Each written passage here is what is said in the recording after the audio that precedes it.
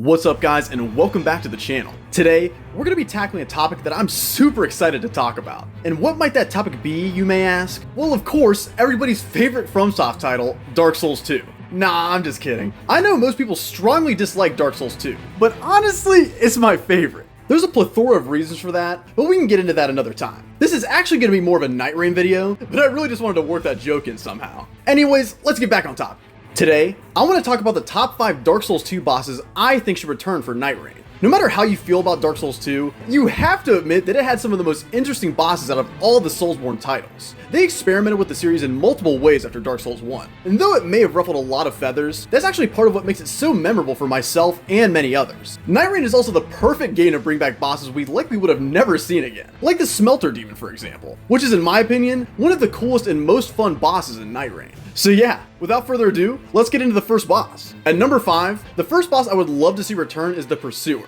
I don't know how many of you played Dark Souls 2 at launch, but he was the first real skill check in Dark Souls 2.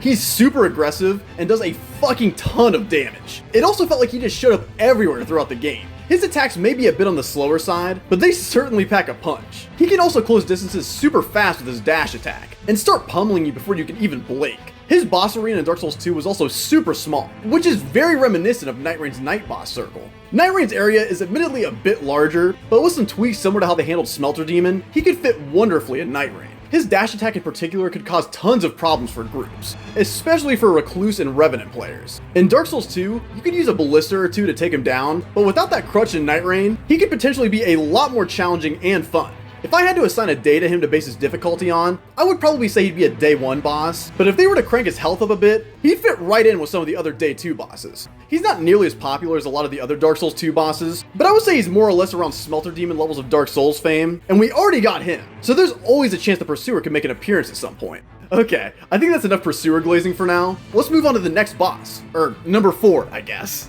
The next boss I want to highlight is the Throne Watcher and Throne Defender. This boss drove me crazy when I first played Dark Souls 2, but it is so much fun. They're a hyper-aggressive team consisting of a tanky, heavily armored warrior who hits hard, and a super agile fighter who hits fast and moves just as quickly. This would be a perfect boss fight for a team to take on. The balance between them is super cool, as they both compensate for what the other lacks. Not only that, but you have to take them down fast. If you take one down, it's only a matter of seconds before the other boss revives them to full health, which is crazy. They also both buff their weapons at about 50% health, which makes them even more dangerous. If these two corner you, it's pretty hard to come out of that situation, well, without looking like you got shit on by the fire giant. It definitely reminds me of the Foreskin duo a lot, but I honestly find these guys to be a lot less annoying. They would certainly be a welcome change of pace from the Foreskin duo. No matter how many times you fight the Watcher and Defender, it's always a spectacle to behold. The cool backflips, the being chased by 20-foot tall zombie knights, it's just a recipe for badassness. Now, if I had to assign these two a day, I would say they would almost definitely be a day 1 boss, or bosses, I guess. If these guys were tweaked a bit more to Nightreign standards, they would be a force to be reckoned with. But probably not one that would make you want to rip your hair out. It would take a pretty decent amount of teamwork and strategizing to take these two down in a timely fashion, so I think they would sit on the higher end of the day 1 difficulty scale. Now, it's time for number 3. This next boss is probably the best boss from Dark Souls 2, the Last Giant. Nah, I'm just fucking with you guys. We already have the Last Giant at home. Shout out Guardian Golem. The actual next boss I'd like to see return is the Looking Glass Knight. This dude is all sorts of hard, and he has some really cool mechanics to accompany him. When I encountered him on my first Dark Souls 2 playthrough, he took me by surprise. Not only was he a huge pain in the ass, but he had a bunch of surprises in store. Firstly, he's very tanky, and he has some pretty sick lightning attacks. He hits hard like a lot of Dark Souls 2 bosses. But the coolest thing about this boss is that he actually has the ability to summon other players to beat your ass for him. This is such a cool mechanic, and it's very reminiscent of the old monk from Demon's Souls, or even Half-Light Spear of the Church from Dark Souls 3. The cool thing is, unlike the previous 2 bosses I just mentioned, the Mirror Knight is a regular boss mixed with the player boss, which is something FromSoft has yet to replicate. He can also summon NPCs instead if you're offline, which leans into the possibility of how this fight would work in Nightreign. Instead of him summoning other players, he can summon the Night Invaders that appear in Nightreign during the Cataclysm event. They're already balanced for player encounters. Well, I mean, they're super fucking hard, but you know what I'm saying. So FromSoft wouldn't have to pull a new mechanic out of their ass for this fight. Honestly, I think Mirror Knight is probably one of the bosses that would fit into Nightreign the most on this list. And if I had to assign a day to him, I would honestly say day 2. He's fun, but he would still be a pretty decent challenge. Now, it's time for number 2.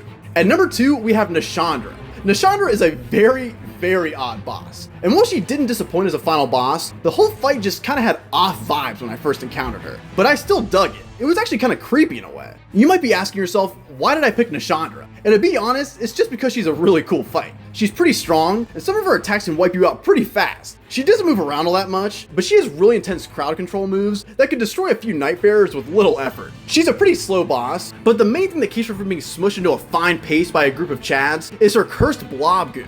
She summons this stuff super frequently throughout her fight, and it can very easily make it hard for a team to succeed if they aren't cooperating. In Dark Souls 2, becoming cursed would make you instantly hollow and reduce your max health. For Nightreign, they would probably just keep it to a health reduction more than likely, or maybe just straight up switch out the curse buildup with Deathblight. That would actually make Nashandra even more of a threat. She also has some pretty decent scythe attacks that do nice damage, and some beam attacks that absolutely melt your health bar. The beams, coupled with the curse blobs, will almost certainly take out an unfamiliar player, especially since she can mix up what type of beam attack she can do. She has an answer for most situations, which makes her a serious threat, outside of just being cool. If I were to give Nashandra a day, I would say she'd more than likely be a Night 2 boss. She's just too good and has too much variety to be a Day 1 boss. And finally, at number 1, we have one of, if not my personal favorite boss from Dark Souls 2, the Rotten. Did I put him at number 1 because he's the hardest? No. Did I put him here because he's the most unique? Also no. I did it because my boy deserves a redemption arc. Hear me out. The Rotten got a pretty bad rap when Dark Souls 2 launched, as did a lot of the bosses, but he's actually one of the coolest bosses in the game. First off, I mean, he just has one of the coolest designs in the game. I mean, the dude is straight up made of dead bodies. You can't get much more metal than that. The area leading up to him, aka the Black Gulch, is one of the most aesthetic and mysterious areas in the game, even though it's one of the most notoriously annoying areas to traverse in the entire series. He's just a complete vibe, and that's just based off aesthetics alone. When it comes to gameplay, he's also super fun. He's surprisingly fast, and does large sweeping attacks that can easily crowd control a trio of warriors. He also does a lot of damage, and has a nice mixed bag of moves. He can grab you, and pretty much one-shot you by wringing out your body like a dirty dish rag, which is a little intense. He has slam moves, and even vomits black magic, I guess? Whatever it is, it hurts pretty bad too. Maybe they could add in the poison statues around the arena to add even more of a challenge. One of the cool features of the Rotten is that the player can cut off his limbs and temporarily make him a bit of a pushover. This would be a perfect opportunity for him to drop a weapon or two for players, much like the Gaping Dragon still does in Nightreign. He does end up growing his arms back, but it's still a nice little hidden feature. He's basically a walking or crawling ball of ground meat from Walmart, and to be honest, he's the coolest wad of meat I've ever seen.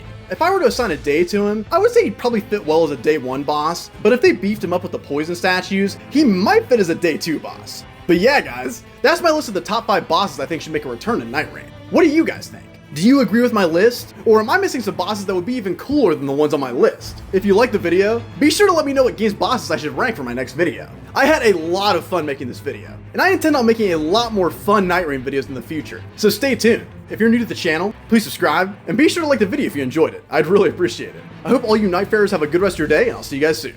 Peace.